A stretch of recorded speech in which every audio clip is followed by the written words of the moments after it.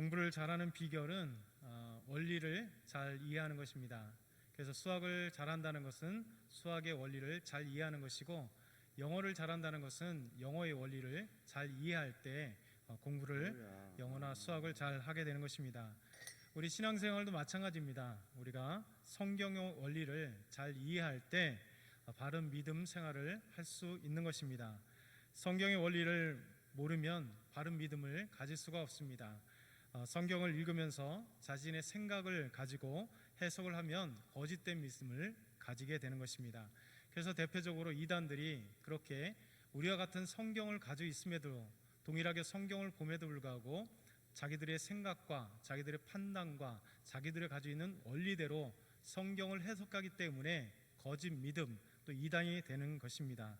그래서 우리는 신앙생활을 할 때 다른 어떤 것이 아니라 하나님께서 말씀하신 성경의 원리대로 성경 말씀을 바로 읽을 때 바른 신앙을 갖게 되는 것입니다. 오늘 예수님께서 우리들에게 좋은 믿음을 가진 4가지 믿음의 원리를 말씀하고 있습니다. 그 첫 번째는 등불의 원리입니다. 마가복음 4장 21절, 우리 한번 다 같이 읽겠습니다. 마가복음 4장 21절입니다. 또 그들에게 이르시되 사람이 등불을 가져오는 것은 말 아래에나 평상 아래 두려함이냐 등경 위에 두려함이 아니냐. 여러분, 등불은 어떤 도구일까요? 무슨 도구일까요? 등불은 어둠을 밝히는 도구입니다. 2000년 전 예수님이 살고 계셨던 그 시대에 밝히는 도구는 등불이었습니다. 이 등자는 방을 밝히고 또 어둠을 물러가게 하는 도구로 사용되었습니다. 우리나라도 마찬가지입니다. 불과 40년, 50년 전만 해도 각 집에서는 이미 백열등이 들어오는, 전기불이 들어오는 집도 있었지만 아직까지도 초롱불을 통해서, 등잔을 통해서 방을 환하게 밝히는 그런 집들도 있었습니다. 제가 초등학교 들어가기 전 7살 때에도 저희 집도 초롱불을 통해서 방안을 밝혔습니다. 그리고 제가 8살이 될 때 초등학교 들어가기 바로 직전에 전기불이 들어와서 백열등으로 집을 밝힌 기억이 있습니다. 2000년 전 예수님께서 살아계셨던 그 당시 이 등잔은 등경이라고 하는 그 위에 두게 됩니다. 그래서 등잔을 등경 위에 둘 때 온 방이 환하게 밝혀지는 것이죠. 예수님은 우리에게 등불을 말씀하시면서 우리는 어두운 것을 밝히는 이 등불이 우리가 되어야 된다, 이렇게 말씀하십니다.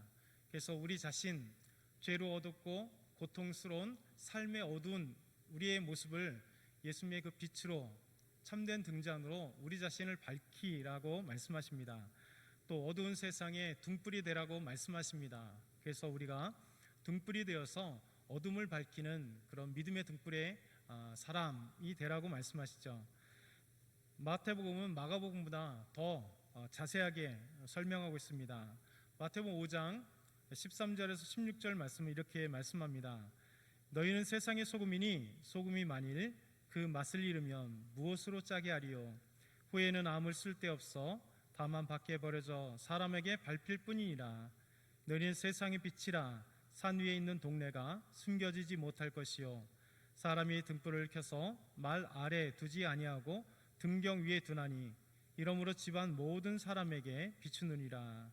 이같이 너희 빛이 사람 빛에 비치게 하며 그들로 너희 착한 행실을 보고 하늘에 계신 너희 아버지께 영광을 돌리게 하라, 이렇게 말씀합니다. 빛의 목적은 어둠을 밝히는 것입니다. 사물을 그대로 드러나게 하는 목적이 있죠. 예수님은 우리를 향해서 너희는 세상의 빛이다 라고 말씀하십니다. 산 위에 있는 동네가 숨겨지지 못할 것이요 라고 말씀하십니다. 만약에 빛이 없다면 어떻게 될까요?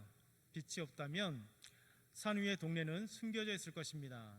산 위에 있는 동네는 결코 나타나지 않을 것입니다. 보이지 않을 것입니다. 우리는 세상의 빛이라 우리 하나님께서 말씀하십니다. 세상은 죄악으로 어두워져 있습니다. 우리 스스로도 예수 믿지 않았을 때 우리 자신은 어둠 속에 살았던 사람들입니다. 죄 때문에 고통스럽고 세상의 많은 문제 때문에 고통스러운 어둠의 시기들을 갖고 있습니다. 특별히 스스로 결코 이 어둠에서 떠나지 못하는 것이죠. 죄 때문에 죽은 영혼들은 결코 스스로를 빛으로 바꿀 수 없습니다. 결코 어둠을 몰아낼 수 없습니다. 죄 가운데 있는 이 세대는 회개하지 않고는 결코 이 어둠에 만연된 사회, 문화, 경제, 정치 그 어떤 것도 밝히 드러낼 수 없다는 것이죠. 그러나 우리 하나님은 우리에게 말씀하십니다. 요한복음 1장은 이 땅에 빛으로 오신 예수님에 대해서 말씀하고 계시죠. 요한복음 1장 5절과 9절에 10절은 이렇게 말씀합니다. 빛이 어둠에 비치되 어둠이 깨닫지 못하더라.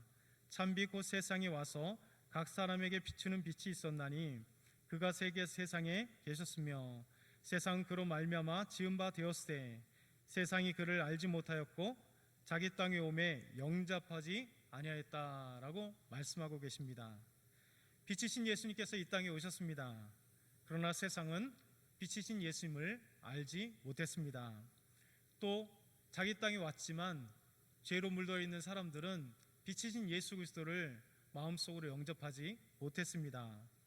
죄악으로 어두운 세상, 죄인들은 결코 스스로 예수님을 영접할 수가 없습니다.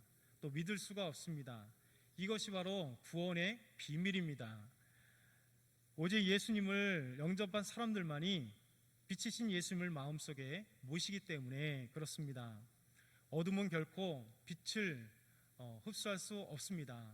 오직 예수 그리스도, 이 땅에 빛으로 오신 예수님께서 우리에게 예수님을 영접할 수 있는 믿음을 주실 때, 예수 그리스도가 그 빛을 우리에게 비춰주실 때만이 죄악의 어둠을 물리치고 거짓된 것을 물리치고 우리 안에 영접하지 않는 그 어두운 불순종의 마음이 떠나서 예수님을 믿게 되는 것, 이것이 바로 믿음의 비밀입니다. 오직 하나님께서 어둠을 물리치시기 위하여 우리 안에 예수 그리스도를 믿는 믿음을 주실 때만이 예수님을 믿게 됩니다. 그랬을 때, 예수님을 믿게 되었을 때 우리 안에 있는 거짓, 우리 안에 있는 죄, 이것으로 인하여 어두웠던 우리가 이제 밝은 빛으로 나와 예수 그리스도 생명의 빛을 우리가 영접하게 될 수 있다는 것입니다. 예수님은 등불을 빗대어 우리에게 말씀하십니다. 마태복음 5장 15절 16절은 이렇게 말씀합니다. 우리 같이 한번 읽어볼까요? 사람들이 등불을 켜서 말 아래에 두지 아니하고 등경 위에 두나니 이러므로 집 안에 모든 사람에게 비추느니라. 이같이 너희 빛이 사람 앞에 비추게 하여 그들로 너희 착한 행실을 보고 하늘에 계신 너희 아버지께 영광을 돌리게 하라. 성도 여러분, 우리는 세상을 비추는 빛이고 등불이라 우리 예수님 말씀하십니다. 우리가 있는 자리, 그곳에서 빛이 되어야 됩니다. 등불이 되어야 됩니다. 우리가 있는 직장에서 비추는 빛이 되어야 됩니다. 사업장에서 비추는 빛이 되어야 되고, 가정에서 예수 그리스도의 그 놀라운 빛을 비추는, 복음의 빛을 비추는 빛이 되어야 되는 것이죠. 우리는 과연 등불의 역할을 온전히 하고 있는지를 자문자답하면서 스스로 생각해 봐야 될 것입니다. 우리는 예수님께서 말씀하신 등불이 말 아래나 평상 아래 있다면 등경 위에 있어야 온전히 그 빛이, 등불이 방안을 비추는데, 말 아래나 평상 아래에 있다면 빛이 빛의 역할을 감당하지 못합니다. 작은 밑에만 밝히게 되는, 빛의 역할을 감당하지 못하는 그런 등불이 되지 않도록 우리는 스스로를 생각해 봐야 될 것입니다. 우리가 있는 그 자리에 정말 참된 빛으로 살아가라 주님은 말씀하시죠. 예수님께서는 마태복음 5장 16절에 이렇게 말씀합니다. 이같이 너희 빛이 사람 앞에 비추게 하여 그들로 너희 착한 행실을 보고 하늘에 계신 너희 아버지께 영광을 돌리게 하라. 우리의 빛은 사람에게 비추는 빛입니다.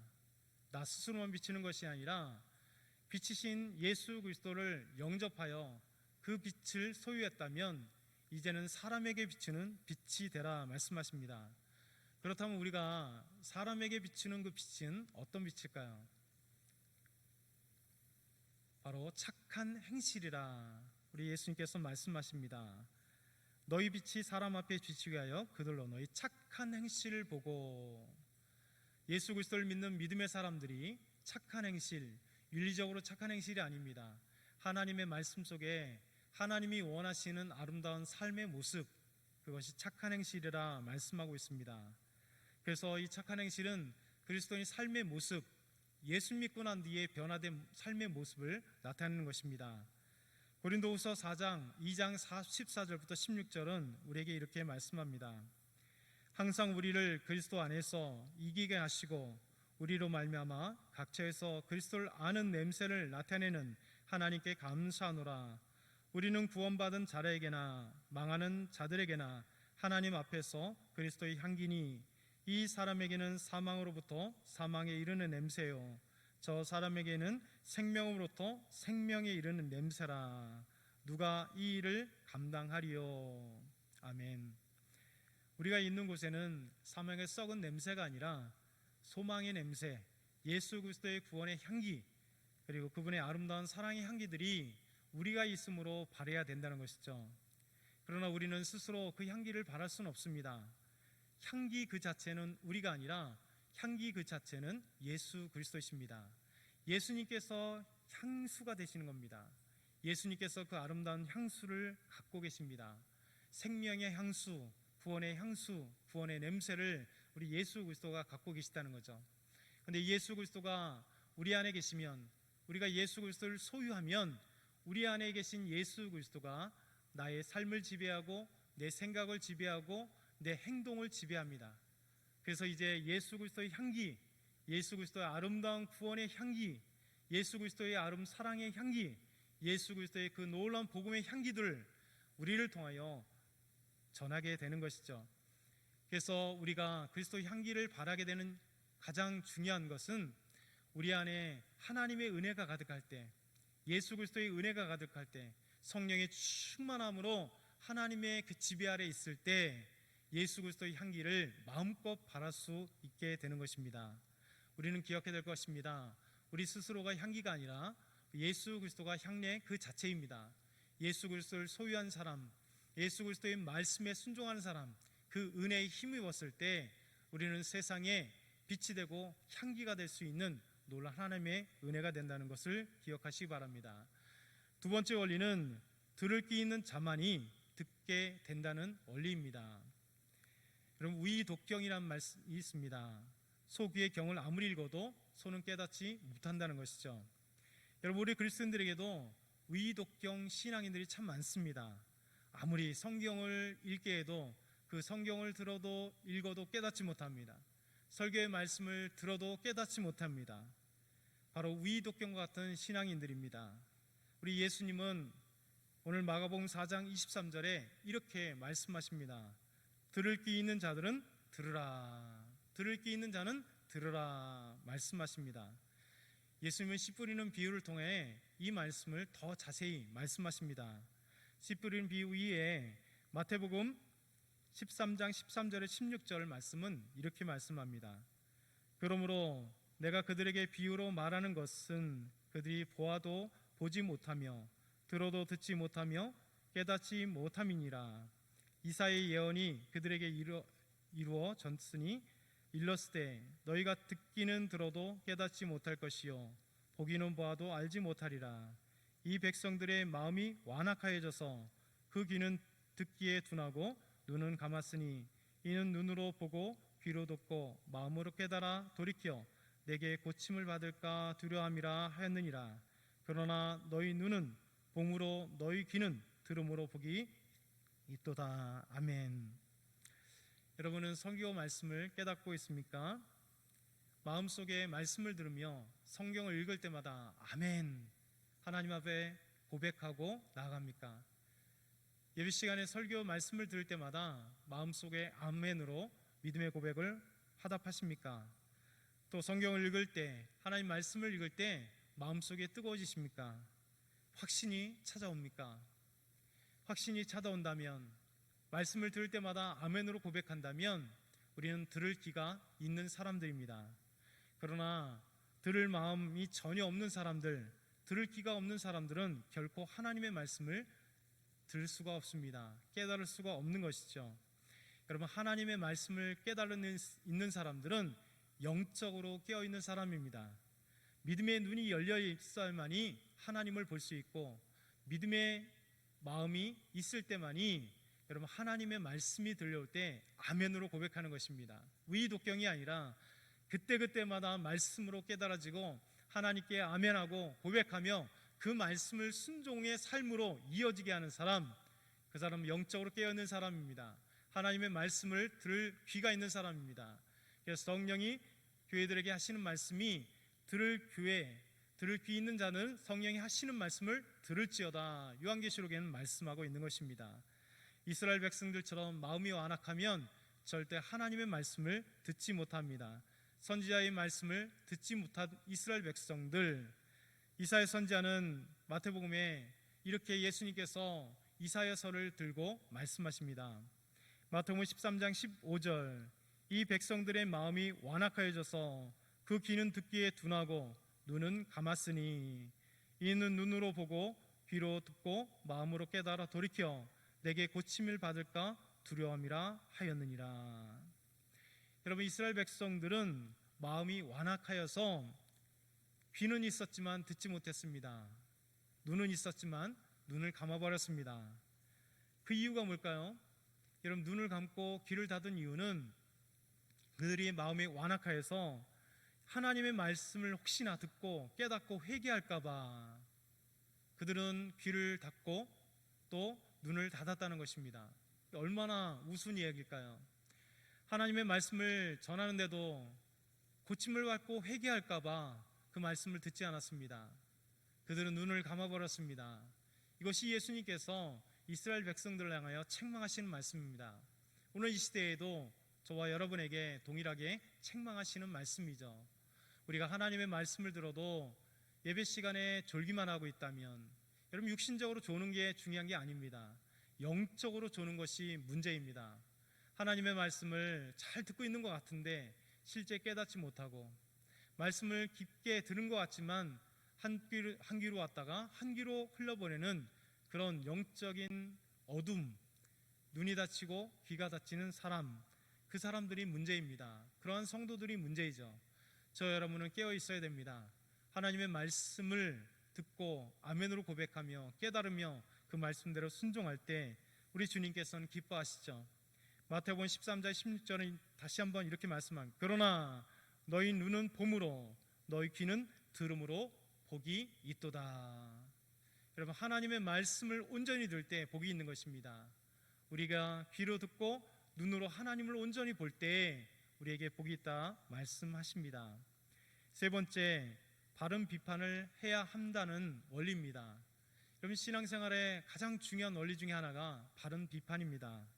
그러면 24절을 한번 같이 읽어보겠습니다. 마가복음 4장 24절의 말씀입니다.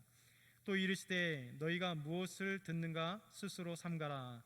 너희의 헤아리는 그 헤아림으로 너희가 헤아림을 받을 것이며 더 받으리니. 이런 비판, 판단은 중요합니다. 그러나 부정적인 비판을 하는 사람들은 결코 아름답지 못합니다. 정치에도 분명히 여당과 야당이 있어야 합니다. 그래야 정치가 발전하는 것이죠. 교회도 마찬가지입니다. 여당 성향이 있는 사람이 있는가 반면에 야당 성향이 있는 사람이 함께 골고루 있게 됩니다. 그러나 항상 어떤 일이든 부정적인 여당, 부정적인 야당은 발전에 해를 주죠.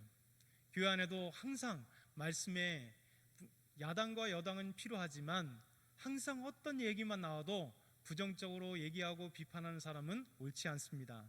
항상 긍정적으로 생각하면서 이런 의미도 이야기하고 저런 의미도 얘기하고, 나는 이렇게 생각하는데 또 얘기할 때 다른 성도들이 난 이렇게 생각한다고 서로 다른 이야기, 다른 판단, 다른 의견을 서로 나누는 건 중요합니다.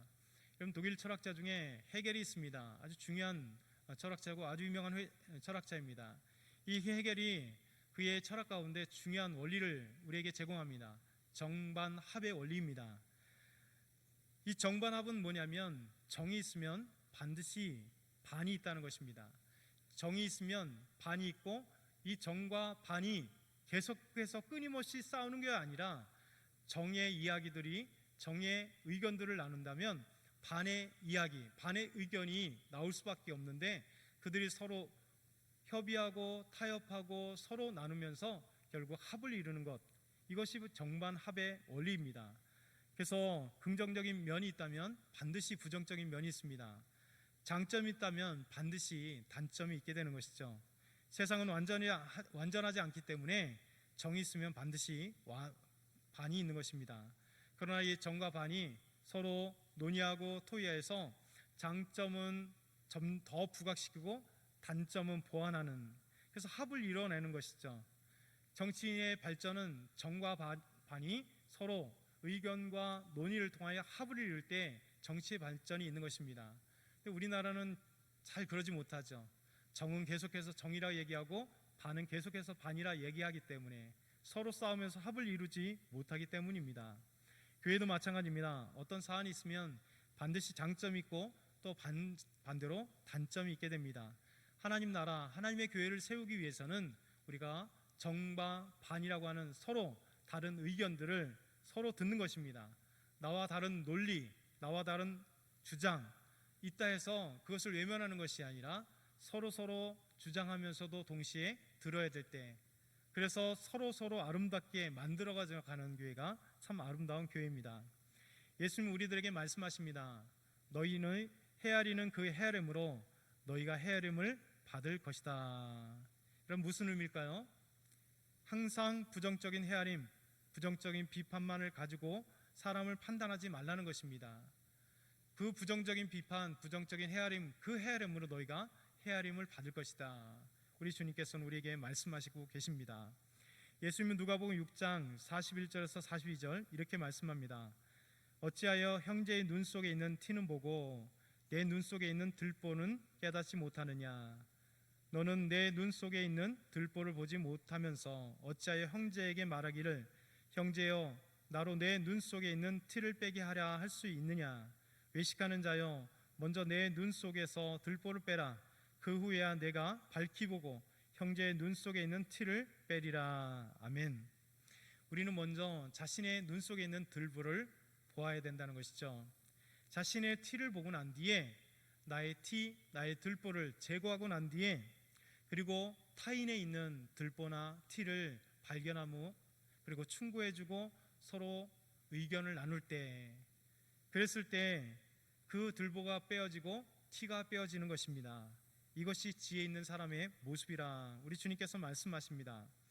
단점을 극복한 사람이 단점을 극복하게 할 수 있습니다. 상처를 치유받은 사람만이 상처 입은 사람의 상처를 치유해 줄 수 있죠. 그래서 헨리 나윈, 영성신학자인 헨리 나윈이 쓴 자그마한 책이 있는데 상처 입은 치유자라는 제목의 책이 있습니다. 아주 중요한 책인데 헨리 나윈이 그렇게 얘기합니다. 상처를 입은 사람, 그래서 그 상처가 하나님을 인하여 예수 그리스도를 인하여 치유받은 사람만이 진정한 상처 입은 사람의 그 상처를 치유해 줄 수 있다. 여러분, 우리 스스로가 치유해 주는 게 아니라 하나님 앞에 온전한 치유를 받은 사람만이 영적으로 또 치유해 줄 수 있고 영으로 고통당하고 슬퍼하고 눈물 흘리는 그 사람들을 치유해 줄 수 있는 것입니다. 만약에 나의 들보를 보지 못하면 상대방의 티, 그 작은 것인데도 불구하고 끊임없이 비평하고 쏘아붙이고 그리고 계속해서 그 사람들에 대해서 악의적인 평가를 하는 것입니다. 그러나 내 안에 있는 들보를 빼게 된다면 내 앞에 있는 그 아픔과 슬픔, 고통을 주님의 은혜 가운데 치유받으면 남의 상처의 티도 그리스도의 사랑 가운데 그를 치유할 수 있는 그런 믿음의 사람이 될 수 있다라고 말씀하는 거죠. 오늘 마지막 믿음의 원리 네 번째, 있는 자는 받지만 없는 자는 그 있는 것까지 빼앗깁니다 라고 하는 원리입니다. 마가복음 4장 25절은 이렇게 말씀합니다. 있는 자는 받을 것이요 없는 자는 그 있는 것까지도 빼앗기리라. 이 믿음의 원리를 잘못 읽으면 오해하기 쉽습니다. 예수님을 오해하고 하나님을 오해합니다. 예수님께서 어떻게 부익부, 빈익빈 이 원리를 가지시는가? 가진 자는 더 갖게 되고 없는 자들은 더 없게 되느냐? 이런 오해를 하게 되는 것입니다. 그러나 이 믿음의 원리는 빈익빈, 부익부의 그 원리를 말씀하시는 것이 아닙니다. 바로 하나님의 은혜의 원리를 우리에게 말씀하시는 겁니다. 씨 뿌리는 달란트 비유를 이렇게 말씀하시죠. 하나님 앞에 충성된 종들이 받게 될 상이 무엇일까? 이 달란트 비유에서 우리에게 말씀하십니다. 멀리 주인이 가게 됐을 때 종들에게 달란트를 맡기죠. 1달란트, 2달란트, 5달란트. 5달란트, 2달란트 받은 자는 주인이 돌아왔을 때 그 주인에게 이야기합니다. 당신 나에게 5달란트 주었는데 보십시오. 이 5달란트는 내가 장사해서 다시 5달란트를 남겼습니다. 2달란트도 마찬가지로 동일하게 보소서, 이 2달란트를 저에게 주셨는데 제가 나가서 장사해서 2달란트를 남겼습니다. 그래서 그 주인은 주인은 두 종을 칭찬합니다. 마태복음 25장 21절, 착하고 충성된 종아, 내가 적은 일에 충성하였음에 내가 많은 것을 내게 맡기리니 내 주인의 즐거움에 참여할지어다. 그러나 1달란트 받은 종은 주인에게 와서 이렇게 이야기합니다. 마태복음 25장 24절 25절, 주인이여 당신은 굳은 사람이라 심지 않은 데서 거두고 해치지 않은 데서 모으는 줄을 내가 알았으므로 두려워하여 나가서 당신의 달란트를 땅에 감추어 두었나이다. 보소서, 당신의 것을 가시었나이다 라고 말씀합니다. 1달란트 받은 이 종은 주인의 마음을 잘못 안 것이죠. 여러분은 어떻습니까? 여러분은 정말 하나님의 마음을 잘 알고 계십니까? 하나님의 그 크신 사랑을 체험했습니까? 하나님의 그 크신 은혜를 받으셨습니까? 여러분들에게 하나님이 주신 달란트를 정말 아름답게 다시 남기는 그 은혜들을 경험했습니까? 이 달란트를 통해서 우리에게 은혜의 비밀, 믿음의 원리를 소개해 주는 것입니다. 여러분, 2달란트, 5달란트 받은 사람은 주인의 마음을 잘 알았던 것이죠. 이 달란트를 주인이 주었을 때 주인은 무엇을 원하시는가를 곰곰이 생각한 것이죠. 이 달란트를 주인이 주었을 땐 열심히 이 달란트를 통하여 무엇인가 하라는 것을 알았습니다. 주인의 마음을 잘 알았던 그들은 나가서 열심히 장사하여서 2달란트 받은 사람은 2달란트를 더 남겼습니다. 그리고 5달란트 받은 종은 5달란트를 다시 남기게 된 거죠. 그랬을 때 주님은 이 달란트 비유 받은 이 2달란트, 5달란트 이 종들에게 그 가지고 있는 모든 것을 10달란트를 그대로 주었고 4달란트를 그대로 주었습니다. 그리고 착하고 충성된 종이라 칭찬한 거죠. 그러나 1달란트 받은 종은 주인의 마음을 몰랐습니다. 하나님의 마음을 알지 못한 것이죠. 그래서 하나님이 굳은 사람, 마음이 딱딱한 사람인 것을 알고 나를 시험하는구나 생각하고 1달란트를 받자마자 땅에 감추었다가 주인에게 돌려준 것입니다. 그래서 악하고 게으른 종이라고 그렇게 하나님 앞에, 주인 앞에서 책망을 받은 것입니다. 저와 여러분도 마찬가지입니다. 우리가 하나님의 은혜를 받은 사람, 하나님의 그 진실한 마음을 알고 하나님이 누구신가를 알고 하나님께서 나에게 왜 이런 놀라운 달란트들과 놀라운 재능들과 놀라운 직장과 학업과 그리고 가정을 주셨는지 이해한다면 그 안에서 부족하지만 최선을 다하여 직장 생활을 하는 것입니다. 학업 생활을 하는 것입니다. 우리 가정 속에서 아빠로서, 엄마로서, 자녀로서 나에게 맡겨진 것을 최선을 다하여 했을 때 우리 주님은 착하고 충성된다 라며 말씀하시면서 있는 것을 더 주시는, 끊임없이 주시는 우리 하나님이십니다. 그러나 하나님은 우리에게 주셨을 때 그것을 하나님의 마음을 몰라 외면하고 그리고 하나님의 말씀에 순종하지 않을 때 있는 것까지 빼앗기는 그 원리, 그래서 가진 자는 더 많이 갖게 되고 없는 자는 그 있는 것까지 빼앗기리라고 하는 이 믿음의 원리를 우리에게 주신 것이죠. 오늘 말씀을 정리하겠습니다. 첫 번째, 등불의 원리를 알아야 됩니다. 우리는 등불입니다. 세상을 비치는 등불입니다. 빛입니다. 두 번째, 들을 귀 있는 자만이 듣게 됩니다. 우리 영혼이 깨어 있을 때, 우리의 믿음의 귀가 열려 있을 때 하나님의 말씀을 들을 때 아멘할 수 있습니다. 성경 말씀을 읽을 때마다 깨달을 수 있습니다. 세 번째, 바른 비판이 필요합니다. 항상 옹고집처럼 자기 주장만이 아니라 오히려 서로 듣고 서로 들어서 나의 주장도 나의 의견도 제시하지만 타인의 의견도 듣고 그 헤아림으로 헤아림 받지 않도록 서로 정이 있으면 반이 있고 서로 의견을 통일해서 합을 이룰 수 있는 그런 하나님의 말씀을 들어야 하는 것이죠. 네 번째는 있는 자는 받지만 없는 자는 그 있는 것까지 빼앗기는 이 은혜의 원리를 기억해야 됩니다. 하나님의 은혜를 받은 사람만이 더 누릴 수 있습니다. 하나님의 사랑을 받은 사람만이 더 누릴 수 있습니다. 예수 그리스도의 사랑을 받은 사람이 나가서 복음을 담대하게 증거하고 더 증거할 수 있는 것입니다. 저와 여러분은 이 말씀을 기억하며 하나님 앞에 나아가기를 축원합니다. 기도드리겠습니다. 하나님 감사합니다. 오늘 귀한 말씀 주셔서 감사합니다. 오늘 마가복음 4장 21절에서 25절 말씀을 통하여 믿음의 원리를 알게 하심 감사합니다. 우리가 참된 믿음의 원리를 통하여 성경을 바로 이해함을 통해서 하나님 말씀을 드신 것을 온전히 아멘으로 고백함으로 삶의 믿음의 열매들이 나타나게 하시고 삶에서 하나님 말씀으로 순종하는 삶을 하나님께 올려드릴 수 있는 저희 모두가 되게 하여 주옵소서. 감사합니다. 예수 그리스도의 이름으로 기도드리옵나이다. 아멘.